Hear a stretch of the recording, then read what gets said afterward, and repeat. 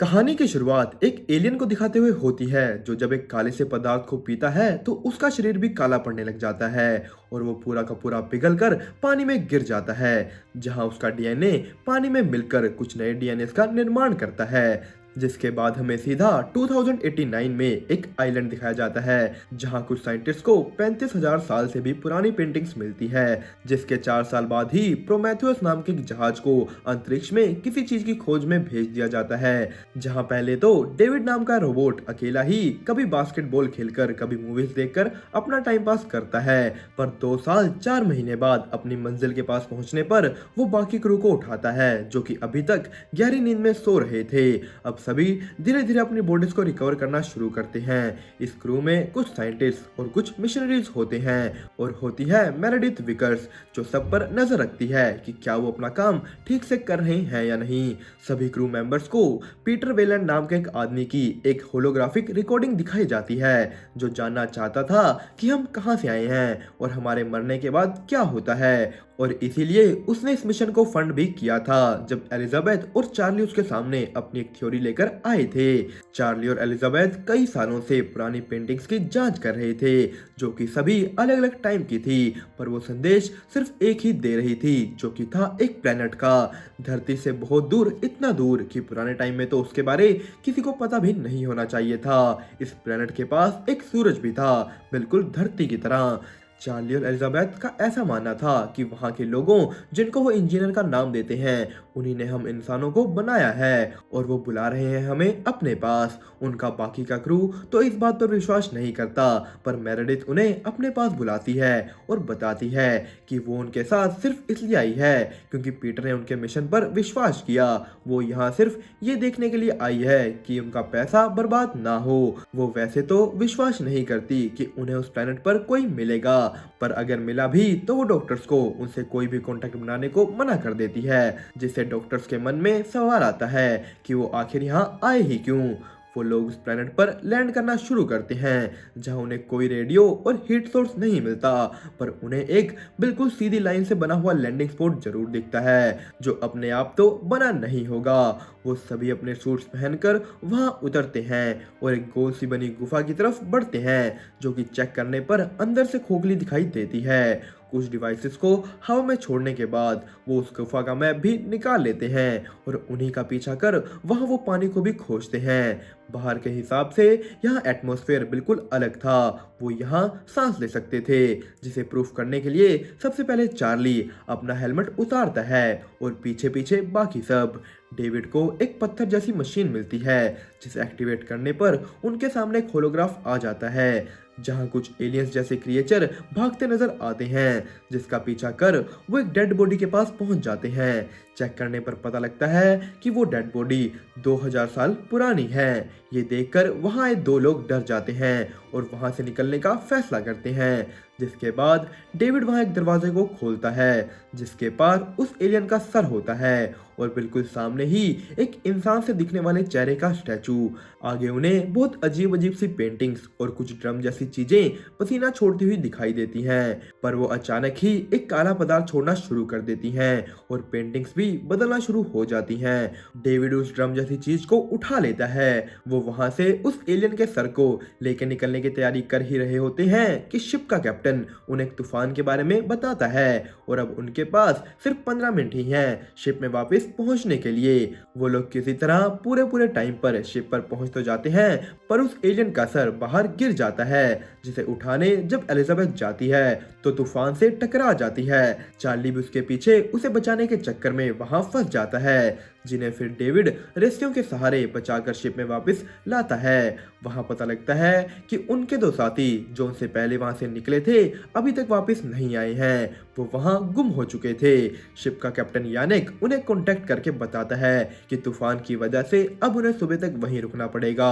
दूसरी तरफ साइंटिस्ट जब उस सर की तलाशी करते हैं तो सामने आता है कि वो एक हेलमेट से ढका हुआ इंसान सा दिखने वाला सर है। वो लोग उसे इंजेक्शन देते हैं जो उसके दिमाग को ऐसा विश्वास दिलाएगा कि वो जिंदा है। ऐसा करने से उसकी आंखें तो खुलती हैं पर चीजें जल्द ही बेकाबू हो जाती हैं और वो सर फट जाता है।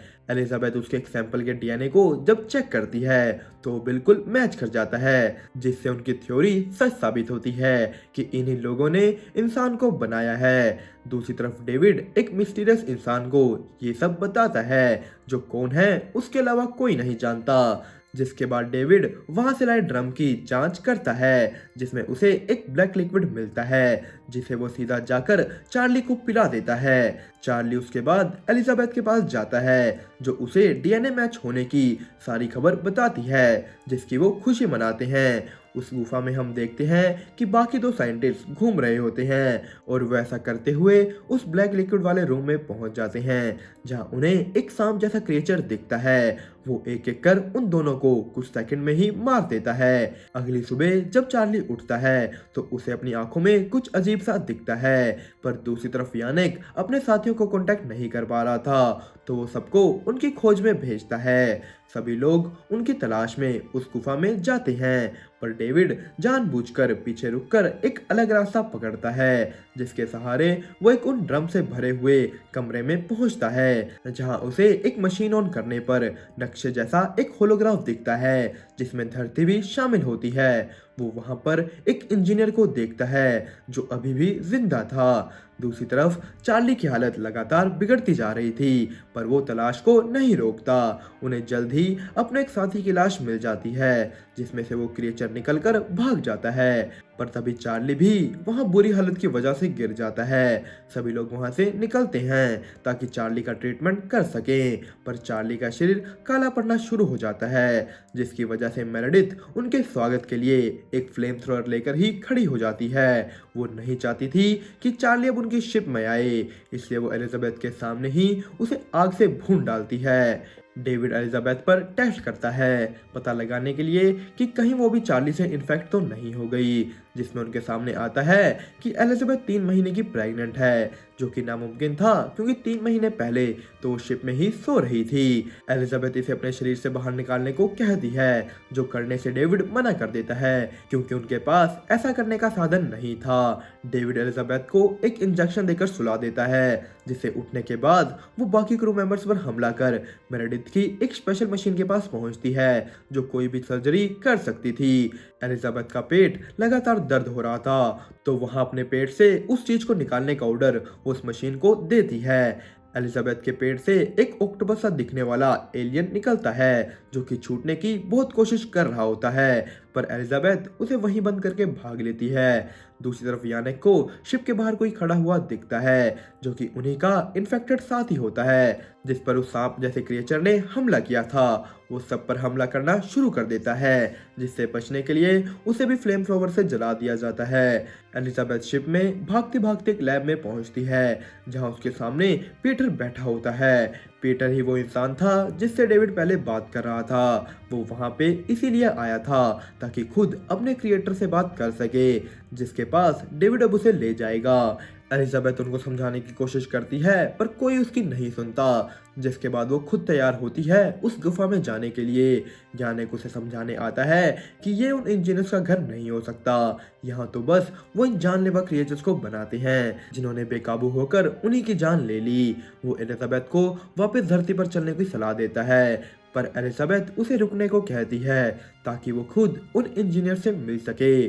सभी लोग दोबारा उस गुफा में पहुंचते हैं जो कि पता लगती है कि असल में उन इंजीनियर्स की स्पेसशिप है। डेविड उस बचे हुए इंजीनियर को जगाता है जिसके उठते ही एलिजाबेथ उससे सवाल पूछने लगती है, पर पीटर उसे चुप करवा देता है और खुद उससे चीजें पूछने लगता है, पर वो तो डेविड की मुंडी उखाड़कर पीटर को ही मार देता है और फिर एक एक कर वहां खड़े सभी लोगों को।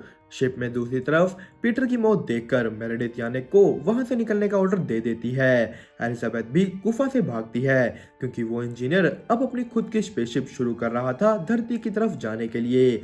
एलिजाबेथ यानिक को यहाँ से जाने की बजाय उस इंजीनियर को रोकने के लिए कहती है क्योंकि अगर वो क्रिएचर्स धरती तक पहुंच गए तो सब कुछ नष्ट कर देंगे। प्रोमेथियस को लड़ने के लिए नहीं बनाया गया था, इसलिए मेरेडिथ उन्हें चुपचाप यहाँ से निकलने को कहती है, पर यानिक उसकी बात नहीं मानता। वो अपनी शिप को सीधा इंजीनियर की शिप से टकराने का प्लान बनाता है ताकि उसे रोक सके। मेरेडिथ वहां से भागती है और यानिक भी अपने साथियों को ऐसा ही करने को कहता है, पर वो लोग अपने कैप्टन को छोड़कर कहीं नहीं जाने वाले थे। कुछ ही देर बाद प्रोमेथियस इंजीनियर की शिप से टकराती है और दोनों नीचे गिरने लगती हैं, जिसके नीचे ही दबकर मेरेडिथ भी मर जाती है। एलिजाबेथ इन सब चीजों से बचकर वापस प्रोमेथियस के अंदर आती है ताकि वहां से कुछ सामान ले सके। वहां वो देखती है कि उसके पेट से निकला एलियन भी बहुत बड़ा हो चुका है। उसी समय डेविड उसे कांटेक्ट करके भागने को कहता है, क्योंकि उसके पीछे वो इंजीनियर वहां आ चुका था। जिससे बचने के लिए एलिजाबेथ उस कमरे का दरवाजा खोल देती है जिसमें वो क्रिएचर होता है। वो इंजीनियर को मार देता है, जिसकी वजह से एलिजाबेथ वहां से भाग पाती है। वो इन सभी घटनाओं से बिल्कुल ही टूट चुकी थी कि डेविड उसे दोबारा कांटेक्ट करता है और बताता है कि इन इंजीनियर्स के पास यहाँ एक से ज़्यादा शिप हैं जिन्हें डेविड चला सकता है और वो दोनों यहाँ से निकल सकते हैं। एलिजाबेथ डेविड के सर और शरीर को गुफा से निकाल कर लाती है, पर उसकी एक शर्त थी कि वो धरती पर नहीं, उन इंजीनियर्स के घर पर जाएंगे। दूसरी तरफ हम देखते हैं कि शिप में उस इंजीनियर के पेट से एक बहुत ही अजीब सा क्रिएचर निकलता है। दोस्तों, इसी के साथ ये कहानी यहीं पर खत्म हो जाती है। जो कि आपको कैसी लगी हमें कमेंट करके जरूर बताएं। अगर आपको हमारी एक्सप्लेनेशन पसंद आई हो तो इस वीडियो को लाइक करें और चैनल को सब्सक्राइब करना मत भूलिएगा। आज के लिए इतना ही, अब मिलेंगे हम आपको अगली वीडियो में, तब तक के लिए अलविदा।